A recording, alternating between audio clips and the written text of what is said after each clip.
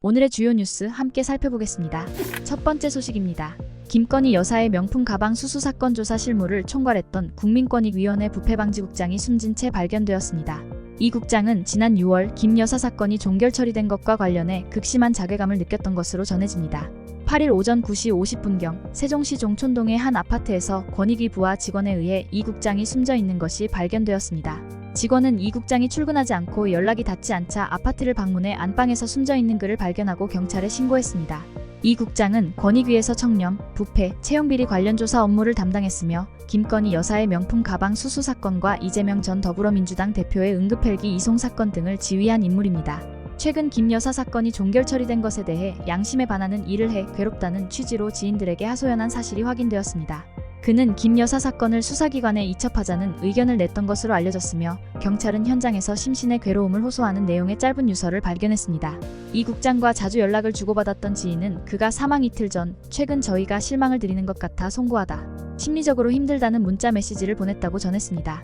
또한 지난 6월 27일 술자리에서 이 국장이 전화를 걸어와 권익위 수뇌부가 김 여사 명품 가방 사건을 종결하도록 밀어붙였다며 내 생각은 달랐지만 반대할 수 없었다 힘들다고 토로했다고 밝혔습니다. 권익위는 지난 6월 9일 김 여사의 명품 가방 수수 행위가 청탁금지법 위반 사항이 없다고 판단해 종결 처리했습니다. 이 결정에 반발해 최정묵 비상임위원은 사퇴했으며 권익위 내부에서는 극심한 진통이 이어졌습니다. 민주당 노종면 원내대변인은 권익위 공무원의 명복을 빌며 민주당이 진상규명에 앞장서겠다고 밝히며 책임이 있는 이들의 고백과 사과를 촉구했습니다.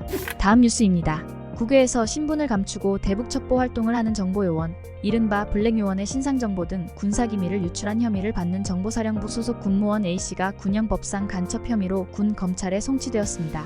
국군방첩사령부는 8일 A씨를 군사기밀보호법 위반과 군형법상 일반이적 및 간첩 혐의로 구속 송치했다고 밝혔습니다.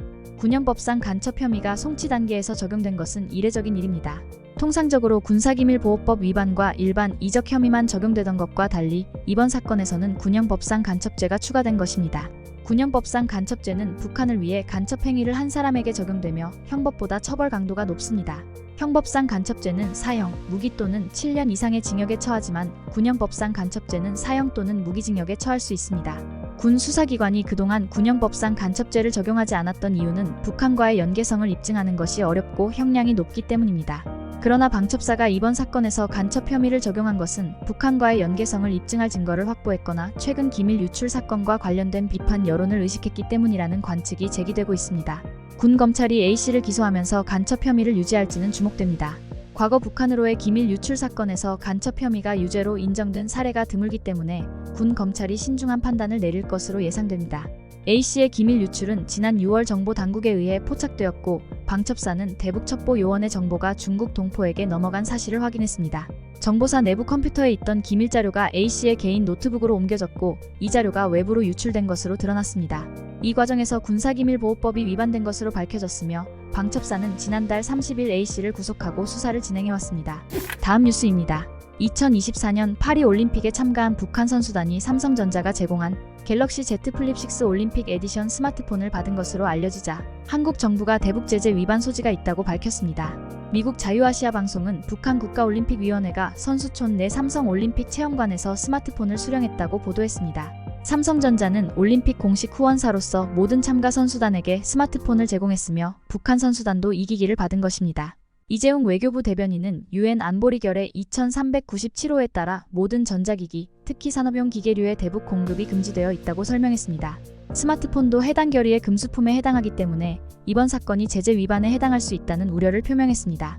통일부 당국자도 이 사안에 대해 국제올림픽위원회의 답변이 필요하다고 덧붙였습니다. 정부는 제공된 스마트폰이 북한으로 반입되는 것을 막기 위해 IOC와 주최국 프랑스와 협의 중입니다. 이재용 대변인은 북한 선수들이 스마트폰을 수령했는지를 확인하고 만약 받은 것이 사실이라면 제재 위반이 되지 않도록 조치를 취해야 한다고 강조했습니다. 현재 스마트폰 제공과 관련해 사후 제재 면제 조치는 논의되지 않고 있습니다.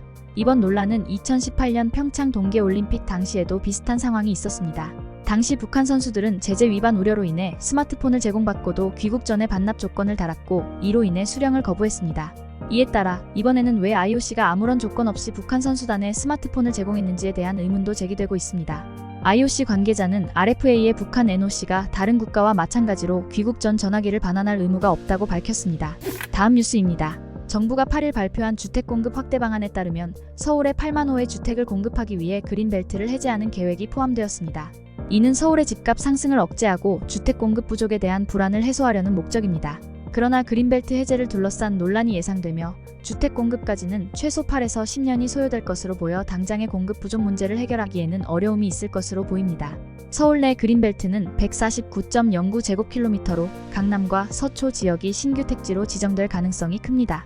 하지만 전문가들은 환경 보전의 중요성을 지적하며 그린벨트 해제에 대한 명확한 원칙이 필요하다고 강조합니다.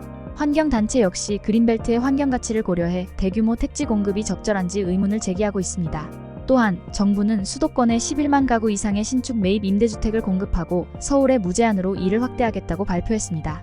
아울러 1주택자가 소형주택을 추가로 구매해 임대사업을 할 수 있도록 하는 단기 등록임대 제도를 부활시키기로 했습니다. 그러나 이러한 정책의 실효성에 대한 의문이 제기되고 있으며 향후 주택시장에 미칠 영향에 대한 논의가 계속될 전망입니다. 다음 뉴스입니다. 일본 규슈 남동부 미야자키현 앞바다에서 8일 오후 4시 43분경 규모 7.1의 지진이 발생해 최소 12명이 부상을 입고 가옥 2채가 무너졌습니다. 일본 기상청은 이번 지진 후 태평양 연안에서 거대 지진이 발생할 가능성이 높아졌다고 판단해 난카이 해구 지진 임시정보를 처음으로 발표했습니다. 이번 지진의 진원 깊이는 30km로 추정되며 과거 30에서 35년 간격으로 지진이 발생했던 지역입니다. 미야자키현 일부 지역에서는 진도 6약의 흔들림이 감지됐으며 주변 지역에서는 강한 흔들림이 발생했습니다. 이에 따라 규슈와 시코쿠 일부 지역에는 쓰나미주의보가 발령되었고 최고 50cm의 쓰나미가 관측됐습니다. 지진 후 가고시마현과 에이메현의 원자력 발전소에서는 이상이 확인되지 않았으나 일부 기업들은 공장 가동을 중단했고 신칸센과 미야자키 공항의 운영도 일시 중단되었습니다. 기상청은 거대 지진주의를 발령하며 규모 7.0 이상의 지진 발생 후 7일 이내에 규모 8 이상의 대규모 지진이 발생할 가능성이 수백 회에 이를 정도라고 설명했습니다. 일본 정부는 난카이 해구 대지진이 30년 이내에 발생할 확률을 70에서 80%로 보고 있으며 이로 인해 최대 23만 명의 사망자와 209만 채의 건물 피해가 예상된다고 밝혔습니다. 기시다 후미오 총리는 국민들에게 즉각적인 피난 준비를 당부하며 거짓 정보 확산을 경계할 것을 촉구했습니다. 다음 뉴스입니다.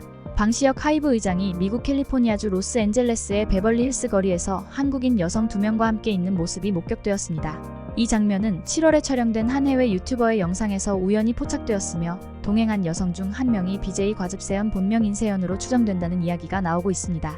온라인 커뮤니티에는 미국에서 여자 BJ와 함께 있는 방시혁이라는 제목의 사진이 올라왔는데 이는 유튜버 IamWalking이 올린 영상의 일부를 캡처한 것입니다. 해당 영상은 7월 베벌리 힐스 거리 풍경을 담고 있으며 방 의장이 네이비색 상의와 베이지색 하의를 입고 두 여성과 함께 걷는 모습이 담겨 있습니다. 네티즌들은 방 의장의 왼쪽에 있던 여성을 BJ 과즙세연으로 추정하고 있습니다. 과즙세연이 자신의 인스타그램에 미 LA와 말리부 해변에서 촬영한 사진을 올렸는데 그중 하나의 복장과 헤어스타일이 유튜브 영상 속 모습과 일치하기 때문입니다. 과즙세연은 검은색과 흰색이 섞인 브라탑과 미니스커트를 입고 있었습니다. 이와 관련해 하이브 측은 해당 영상 속 인물이 방시혁 의장임을 확인하며 지인이 모이는 자리에서 두 여성 중 한 명을 우연히 만났고 이후 관광지와 식당 예약 등을 도와줬다고 밝혔습니다. 그러나 두 사람의 신상에 대해서는 추가적인 확인을 제공하지 않았습니다. 한편 방시혁 의장은 지난해 LA 벨에어 지역에 위치한 고급 저택을 약 363억 원에 매입한 바 있습니다. 이 저택은 지상 3층 규모로 6개의 침실과 9개의 욕실, 도서관, 체육관, 사우나 시설 등을 갖춘 5성급 호텔 수준의 주거지로 알려져 있습니다. 마지막으로 날씨입니다. 10일 토요일인 내일은 전국에 가끔 구름이 많겠지만 무더위는 여전히 계속될 전망입니다.